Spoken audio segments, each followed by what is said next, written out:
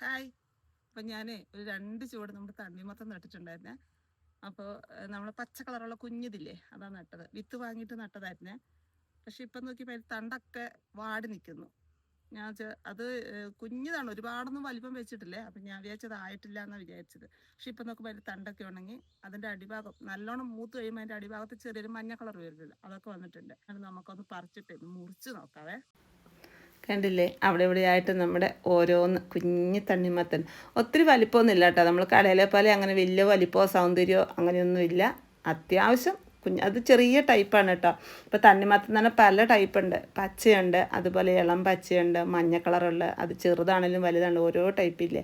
ഇത് ചെറിയ ടൈപ്പ് നമ്മുടെ പച്ച കളർ, അതായത് അത്യാവശ്യം നമ്മുടെ കപ്ലങ്ങയുടെ വെള്ളരിക്കയുടെ അത്രയൊക്കെ വലിപ്പമുള്ളൂ കേട്ടോ.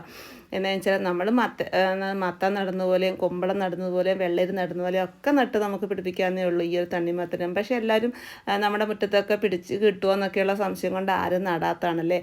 നമ്മൾ വലിയ വലിയ വയലുകളിലും ഏക്കർ കണക്കിന് സ്ഥലങ്ങളിലും ഒക്കെ നമ്മൾ ഈ തണ്ണിമത്തനൊക്കെ കൃഷി ചെയ്തു, അതും വലിയ വലിപ്പത്തിലും അതേപോലെ എന്താ പറയുക വലിയ വെയിറ്റും ഒക്കെ ആയിട്ടുള്ളത്. എന്തായാലും നമ്മുടെ മുറ്റത്തും നമുക്ക് കുഞ്ഞിതൊക്കെ ആണെങ്കിലും 1-2 ഇതേപോലെ നട്ട് കഴിഞ്ഞാൽ എന്താ പറയുക, നമുക്ക് പറിച്ച് കഴിക്കുമ്പോൾ ആ ഒരു ടേസ്റ്റ് ഇത് കണ്ടില്ലേ. അത്യാവശ്യം എന്താണ്, ചെറുതാണെങ്കിലും അകത്ത് നല്ല കളറും നല്ല ടേസ്റ്റുമാണ്. ടേസ്റ്റ് എന്ന് പറയാൻ കാരണമായി, ഞാൻ ഇന്നലെ വൈകുന്നേരം നമ്മുടെ പച്ചക്കറിക്ക് വെള്ളം ഒഴിക്കുന്ന സമയത്ത് ഒരെണ്ണം പറിച്ച് മുറിച്ച് അവിടെ നിന്ന് തന്നെ കഴിച്ചു കേട്ടോ. അതുകൊണ്ടാണ് ഞാൻ നല്ല ടേസ്റ്റാണെന്ന് പറയാൻ തന്നെ കാരണം.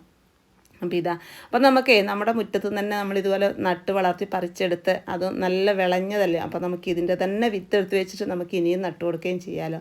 അപ്പോൾ അതുകൊണ്ട് അങ്ങനെ നമ്മുടെ മുറ്റത്തെ നമുക്ക് ഈസി ആയിട്ട് ചെറിയ വളപ്രയോഗത്തിലൂടെ കിട്ടിയ നമ്മുടെ തണ്ണിമത്തനാണ്. എങ്ങനെയുണ്ട്?